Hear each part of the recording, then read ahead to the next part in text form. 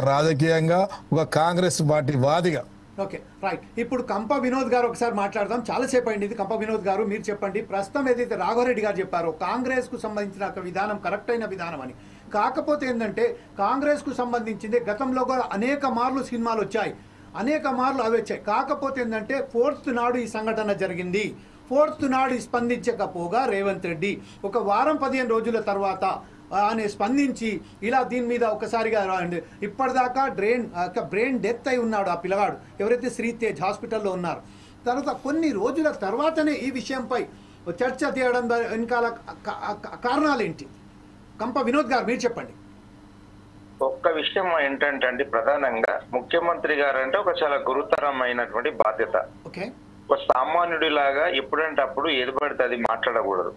ప్రతి మాటకి అసలు దానికి సంబంధించిన మొత్తం విషయాన్ని సేకరించిన తర్వాతనే వారు మాట్లాడాలి. ఆ అసెంబ్లీలో వారు మాట్లాడారంటే అక్కడ అక్బరుద్దీన్ ఓవైసీ గారు ఎంత అంటే బాధాతప్తంగా ఆవేశపూరితంగా ప్రశ్నించారు హౌస్ స్పీకర్ గారిని. నాకు ఉన్నారు సార్ సెక్యూరిటీ సిబ్బంది, నాకు రక్షణ కల్పించేందుకు వాళ్ళు కృషి చేస్తారు, నాకు ఇబ్బంది కలగకుండా. కానీ చుట్టుప్రక్కల ఉన్న వాళ్ళు మాత్రం తోసివేయారు. ఈ బౌన్సర్స్ కి ఎవరు ఇచ్చారండి ఈ అధికారం? ప్రేక్షకుల పైన చేయి వేసుకుని ఎత్తివేసిన ఒక అర్థవంతమైన ప్రశ్న వేసినప్పుడు ఒక సభా నాయకునిగా ముఖ్యమంత్రి గారికి స్పందించాల్సిన అవసరం ఏర్పడింది.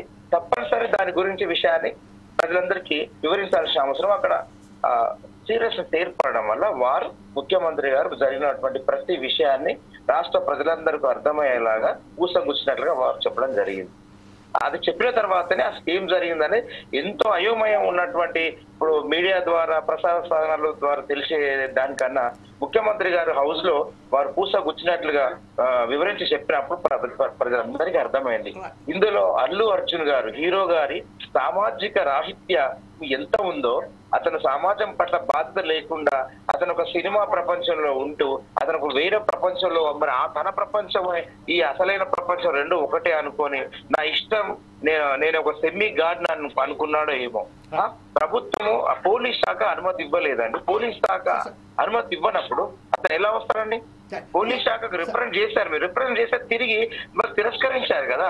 ఇప్పుడు మీ క్రేజ్ అతను 100 రెట్లు పెరిగిందండి. ప్రతి విషయం మీరైతే చెప్తారో అక్షరాల నిజమే అనుకుందాం. సార్ వినోద్ గారు ఒక మాట దాన్ని ముగించనివ్వండి దయచేసి. అంటే కంప్లైంట్ మీరు రిజెక్ట్ చేశాక రావడం ఎంత అది దురుద్దేశము అంటే ఎంత హైట్ జనాల్లో చూపించుకోవడానికి. తర్వాత ఇతను ఓపెన్ టాప్ గా ఆ రూప్ ఓపెన్ చేసి ఇట్లా జనాల్ని ప్రేక్షకుల్ని రెచ్చగొడుతూ రావడం ఇవన్నీ బాధ్యత రాహిత్యానికి నిదర్శనం కదా. హీరో కదా అన్న సినిమాలో హీరోయిజం చూపించినట్టు ప్రజలలో బయట చూపిస్తే ఎక్కడ నడుస్తుంది అన్న? ప్రజలు సామాన్య ప్రజలు ఉంటారు, తొక్కేసలాట ఉంటుంది. ఆ బౌన్సర్లను పెట్టుకొని ఏందన్నా 20-30 మంది బౌన్సర్లు వాళ్ళు ప్రజలు నెట్టేసుకుంటూ వచ్చారా? ఏమన్నా వీళ్ళే నెట్టేస్తారన్నా? వీళ్ళే వాళ్ళు నెట్టేది కాదు. ఈ విషయంపై